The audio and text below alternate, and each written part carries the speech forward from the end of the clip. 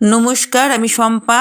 আজও চলে এসেছি আপনাদের সামনে একটি ভয়ঙ্কর হাড়হিম করা ভূতের গল্প নিয়ে। গল্পটির নাম অশরীরী, বিভূতিভূষণ বন্দ্যোপাধ্যায়ের লেখা। নানা রকম অদ্ভুত গল্প হচ্ছিল সেদিন আমাদের লিচুতলার আড্ডায়, কিন্তু সেসব নিতান্ত পানসে গোছের ভূতের গল্প। পাড়াগাঁয়ের বাঁশবাগানের আমবাগানের গেঁয়ো ভূত, সাদা কাপড় পরে রাত্রে দাঁড়িয়ে থাকে, ওসব অনেক শোনা আছে। ওর বেশি আর কেউ কিছু বলতে পারল না। এমন সময় শরৎ চক্রবর্তী আড্ডায় ঢুকলেন। তিনি আবগারি বিভাগে বহুদিন কাজ করে অবসর গ্রহণ করেছেন। 60-এর কাছাকাছি বয়স। তন্ত্র সাধনা করেন, চিকুচিকুষ্টি বিনা পয়সায় করে দেন। কোন রত্ন ধারণ করলে কার কি সুবিধা হবে ঠিক করে দেন। পরের বেগার খাটতে ওর যদি বড় একটা দেখা যাবে না এসব কাজে। লোক অতি সজ্জন, সকলেই মানে, শ্রদ্ধা করে, অনেকেও সামনে ধূমপানও করে না। শরৎবাবু ঢুকে বললেন, এই যে কি হচ্ছে আজ, যে বাদলা নেমেছে? শ্যামাপদ মোক্তার বললেন, আরে আসুন আসুন চক্রবর্তী মশাই, আমাদের ভূতের গল্প হচ্ছে বাদলার দিনে, তবে তেমন জমছে না। আপনার তো আমি একটা গল্প বলতে পারি, তবে সেটা ভূতের গল্প নয়। সেটা কিসের গল্প তা আমি জানি নে, আপনারাই শুনে বিচার করুন। শরৎবাবুর মুখে সেই গল্প শুনে আমরা অবাক হয়ে গেলাম। স্বর্গমত্ত যেন এক সূত্রে গাঁথা হয়ে গেল, সেই ঘন বর্ষার বর্ষণ মুখন মেঘের আবরণ ভেদ করে। শরৎবাবু বললেন, আমাকে সেবার হঠাৎ জলপাইগুড়ির ওধারে ডুয়ার্স অঞ্চলে বদলি করলো। আবার পরিবারবর্গ তখন ঢাকায়, তাদের ওখানে রেখে জলপাইগুড়ি চলে এলাম। নতুন জায়গা, সেখানে নিজেরা দেখে শুনে কি করে সবাইকে নিয়ে যাই। বিশেষ করে ছেলেমেয়েরা তখন ঢাকা স্কুলে পড়াশোনা করছে। যেখানে গেলাম সেখানটা জলপাইগুড়ি থেকে অনেক দূরে, ছোট লাইনে যেতে হয়। পথে চা বাগান পড়ে, বনময় অঞ্চল, কিন্তু দূরে সবুজ বনরেখার পটভূমিকায় হিমালয়ের উত্তঙ্গ শিখরমালা চোখে পড়ে। বড় নির্জন স্থান। আমি যে জায়গায় গেলাম তার নাম হলদিয়া। ছোট্ট জায়গা। আমি সেখানে গিয়ে সিনিয়র সাব ইন্সপেক্টরের বাসায় উঠলাম, কারণ আমার বাসা তখনও ঠিক হয়নি। সে ভদ্রলোকের নাম রেবতীমোহন মুখুজ্জে। বাড়ি নদিয়া জেলা। বেশ ফর্সা, লম্বা, দোহারা চেহারা।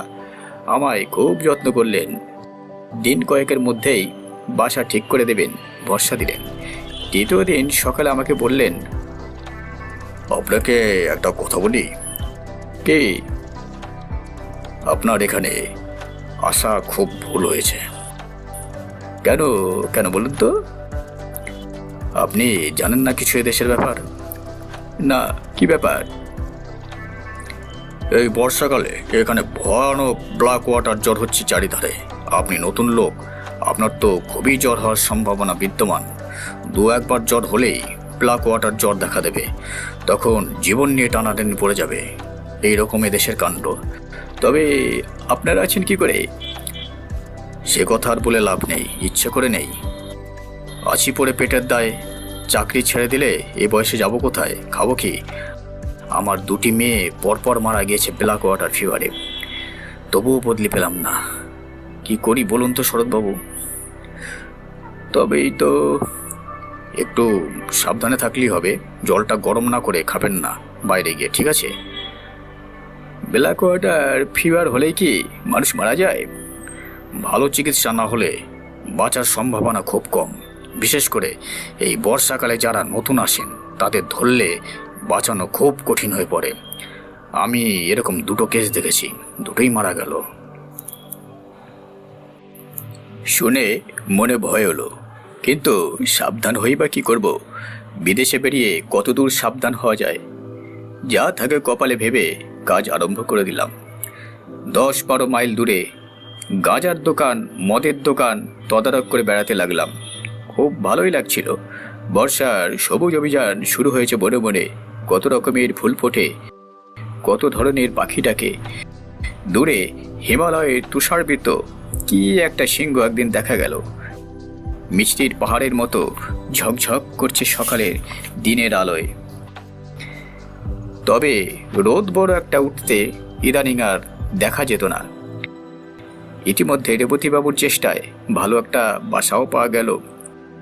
উঁচু কাঠের খুঁটির উপর কাঠের তক্তা বসিয়ে তার উপর বাংলো ধরনের ঘর করা হয়েছে। কাঠের মেঝে বেশ শুকনো খটখটে, ঘরটাও বেশ বড়, আলো হাওয়াও বেশ আসে। মনের ভয় ক্রমে কেটে গেল। তখন মনে করি রেবতীবাবুর ওটা উচিত হয়নি। এখানকার মাটিতে পা দিতে না দিতেই অমন ভয় দেখিয়ে দেওয়া কি ভালো হয়েছে? কেন করলেন ওটা রেবতীবাবু? অন্য কোনো মতলব ছিল নাকি? 7-5 ভাবি। এখানে আমার এক ব্রাহ্মণ আর্দালি জুটল, নাম দিগম্বর পাণ্ডে। লোকটা অনেকদিন সেখানে আছে, রান্না করতো খুব ভালো। সে হাট বাজার রান্নাবান্না সবই করতো, কোনো অসুবিধা ছিল না। মাস 2 পরে সেবার বামনপাড়া নর্থ বলে একটা জায়গায় আবগারির তদারকে গেলাম। সেটা একটা চা বাগানের পাশে ছোট্ট বাজার। চা বাগানটার ট্রাকগুলোর গায়ে লেখা আছে বামনপাড়া নর্থ টি এস্টেট। পাহাড়ি একটা ছোট নদী পেরিয়ে আমার গরুর গাড়ি বাজারে গিয়ে থামলো। বেলা তখন 10টা। 2টি মারোয়ারি মহাজনের গতি আছে। তারা বন অঞ্চলের উৎপন্ন সওদা করে। দেবেন সামন্ত বলে মেদিনীপুরের একজন ব্যবসায়ীর কাঠের কারবার আছে। গাঁজা ও আফিমের দোকানও সেই দেবেন সামন্তের ভাই শশী সামন্তের। ওখানে বসে থাকতে থাকতেই আমার শরীর কেমন খারাপ হলো, মাথা ধরল। দেবেন সামন্তকে বলতে সে কি একটা হোমিওপ্যাথিক ওষুধ দিল, বললে এতেই সেরে যাবে, কোনো ভয় নেই।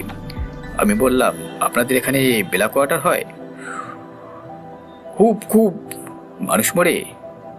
তা মন্দ মরে না। আপনারা ভয় পান না? আমরা অনেক দিন আছি, নতুন যারা আসেন তাদের ভয় একটু বেশি। সবাই দেখছি একই কথা বলে। গাজার হিসেব চেক করতে করতে আর যেন বুঝতে পারলাম না। তাড়াতাড়ি কাজ সেরে নিয়ে গাড়িতে উঠে পড়ি। জল তেষ্টা পাওয়াতে বামনপাড়া নর্থ চা বাগানের একটা গুমটি টিনের শেড থেকে জল চেয়ে খাই এক নেপালি দারোয়ানের কাছ থেকে। যখন আমি বাসায় পৌঁছালাম তখন বেলা গিয়েছে। আমার তখন খুব জ্বর, পথেই কম্প দিয়ে জ্বর এসেছে। খবর পেয়ে রেবতীবাবু ছুটে এলেন। ডাক্তার ডাকা হলো, ওষুধ ও ইঞ্জেকশন চলল। 3 দিনের মধ্যে জ্বর ছেড়ে গেল।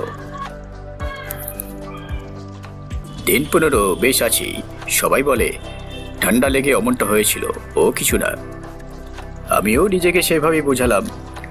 আবার বেশ কাজকর্ম করি, শরীরে কোনো গ্লানি নেই। একদিন হলদিয়া পুলিশ থানায় বসে থানার দারোগার সঙ্গে গল্প করছি, হঠাৎ আবার জ্বর এলো। দারোগাবাবু লোক দিয়ে আমায় বাড়ি পাঠিয়ে দিলেন। আরদালি দিগম্বর পাড়েকে বললাম, জল দাও। জল খেয়ে শুয়ে পড়লাম। 3 দিন ভীষণ জ্বরের ঘোর কাটল। রেবতীবাবু এবং থানার দারোগাবাবু দুবেলাই আসতেন। কিভাবে আমার সাবু বার্লি তৈরি করতে হবে আমার আরদালিকে শিখিয়ে দিয়ে যেতেন। 3 দিন পরে জ্বর কমে গেল। ক্রমে বেশ সেরে উঠলাম। কাজকর্ম আবার শুরু করে দিলাম। দিন 15 পরে চা বাগানের একটা আবগারি কেস দেখতে গেছি। আবার হঠাৎ জ্বর এলো। এবার একটা জিনিস লক্ষ্য করলাম, এখানকার জ্বর ভেলকিবাজির মতো আসে, আবার ভেলকিবাজির মতো চলে যায়। সুতরাং প্রথম জ্বর এলে আমার যেরকম ভয় হতো, এখন গা সর দরুন সে ভয় একেবারেই নেই। আরদালিকে ডেকে বলে দিলাম আগের মতো পথ্য প্রস্তুত করে আমাকে যেন খাওয়ায়। এবার কিন্তু একটু অন্যরকম হলো। অতি সহজে এবার আমি নিষ্কৃতি পেলাম না। 3-2 পরে উৎকট ব্ল্যাকআউট আর জ্বরে সব লক্ষণগুলি আমার মধ্যে ফুটে বেরোলো। অতিরিক্ত রক্তপাতের দরুন অত্যন্ত দুর্বল হয়ে পড়লাম। সেরে উঠতে 5-6 দিন লেগে গেল। দিন 2 পথ্য করার পর একদিন সকালবেলা আমার সঙ্গে রেবতীবাবু আর দারোগাবাবু দেখা করতে এলেন। আরদালিকে চা করে দিতে বললাম, কিন্তু তারা চা খেলেন না। পরে বুঝেছিলাম তারা চা খাননি, ব্ল্যাক ওয়াটারকে ছোঁয়াচে জ্বর ভেবেই। দারোগাবাবু বললেন, শরৎবাবু একটা কথা বলি। বলুন। আপনি এখান থেকে চলে যান। কেন কেন বলুন তো? ডাক্তারবাবুরও তাই মত। কই, আমাকে তো কিছু বলেননি। না, আপনাকে বলেননি, আমাদের বলেছেন। আপনাকে বলবার জন্য কিনা তাই বলা উচিত ভাবলাম। উনি বলেছেন আপনার অসুখ খুব খারাপ, মানে আমি তো সেরে গিয়েছি। ও সারা বড় কঠিন শরৎবাবু। বেশ, তাহলে স্টেশন পর্যন্ত আমি যাব কি করে? রক্ষাঘাট পার হবার তো কোনো উপায় দেখি না। কিছু ভাববেন না, স্ট্রেচার জোগাড় করছি চা বাগান থেকে, পুলি পাঠাবো। পুলিশের একজন লোক সাথে থাকবে, আপনাকে ট্রেনে উঠিয়ে না দিয়ে তারা ফিরবে না। বেশ, আমি তখন জানতাম না যে আজই আমার জীবনের শেষ দিন হতো যদি, কিন্তু সে কথা আমি ক্রমে বলছি। আমি সম্মতি দিলে দারোগাবাবু চলে গেলেন। তখন বেলা 9টা হবে।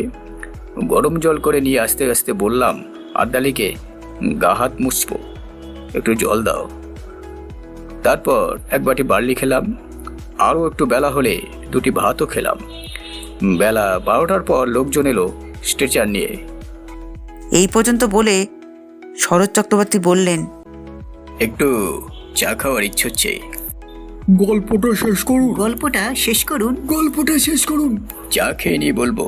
এইবার গল্পের আসল অংশটাতে এসে গিয়েছে কিনা একটু গলা ভিজিয়ে নিয়ে বলি। নিতাইবাবু উকিল বললেন, একটা কথা, আপনি বললেন বেলাকোয়াটার জ্বর হলো, সেরে গিয়ে আপনি পথ্য করলেন, অথচ ডাক্তারবাবু কেন আপনার অসুখ খারাপ বললেন? অসুখ তো সেরে গিয়েছিল। সেরে গিয়েছিল কি সেবার? এখনই সেটা বুঝতে পারবেন। আসলে সারেনি। তবে পথ্য দিয়েছিল কেন ডাক্তার? এ কথার জবাব আমি দিতে পারবো না, কাউকে জিজ্ঞেসও করিনি। তবে যেমন ঘটেছিল সেই রকম বলে যাচ্ছি। এটা একটা অদ্ভুত কথা বলছেন আপনি। কিরকম সে দেশের ডাক্তার বুঝলাম না মশাই। এ কথাটা আমিও কখনো ভেবে দেখিনি। আচ্ছা, এবার বলি গল্প। বেলা 12টার পর স্ট্রেচার নিয়ে এলো চা বাগানের লোকজন। সেখানে দাঁড়িয়েছিলেন রেবতীবাবু ও দারোগাবাবু। আমি আর আর্দালি জিনিসপত্র গোছাচ্ছি। এমন সময় আমার এলো জ্বর, ভীষণ কম্পজ্বর। আর আমি বুঝতে পারলাম না। ঘরের মধ্যে গিয়ে তাড়াতাড়ি বাঁধা বিছানা আর্দালিকে দিয়ে খুলিয়ে পাতিয়ে শুয়ে পড়লাম। এবার আমি আর কিছুই জানি না। আমার সমস্ত চেতনা লুপ্ত হয়ে গেল এক ঘন অন্ধকারের আবরণের অন্তরালে। যখন আবার আমার জ্ঞান হলো, তখন দুটো জিনিস আবার চোখে পড়ল। প্রথমেই অন্ধকারের মধ্যে একটা কি গাছের ডাল পাশের জানলার বাইরে হাওয়ায় দুলছে। দ্বিতীয় জিনিস হলো আমার বাক্স ও পুটুলি আবার পায়ের দিকে দেয়ালের কাছে রয়েছে এবং আবার ছাতিটা দেওয়ালের কোণে হেলানো রয়েছে। আমি কি রেলওয়ে ট্রেনে উঠেছি? কিন্তু এত অন্ধকার কেন রেলের কামরা? অন্য লোকই বা নেই কেন আমার কামরায়? তারপর আস্তে আস্তে আমার মনের আকাশ মেঘ মুক্ত হয়ে আসতে লাগলো। আমার মনে পড়ল যে আমি স্ট্রেচারে আদৌ উঠিনি। জ্বর আসতে ঘরে এসে শুয়ে পড়েছিলাম।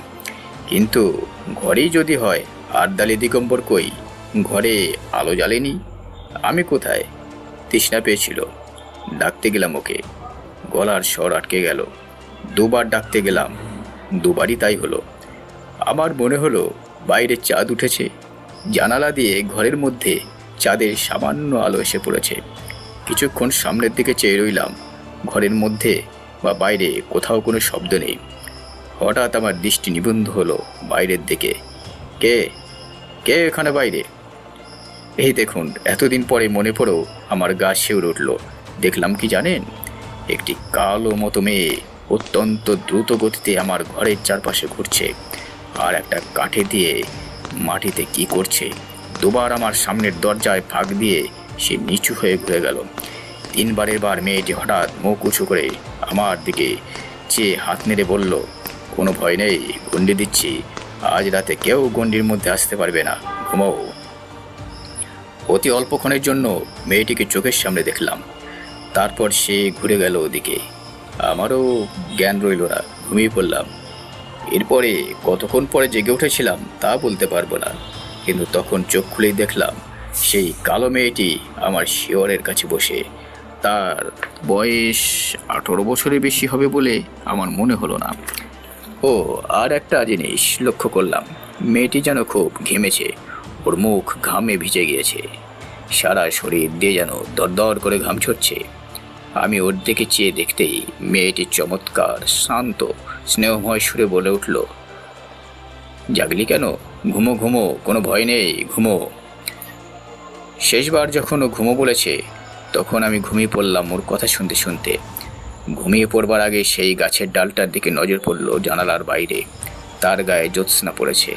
এইখানেই আমার গল্প শেষ হলো। সকালে আমি যখন উঠলাম তখন আমার মনে হলো স্বাভাবিক সুস্থ অবস্থায় ঘুম থেকে আমি জেগে উঠেছি।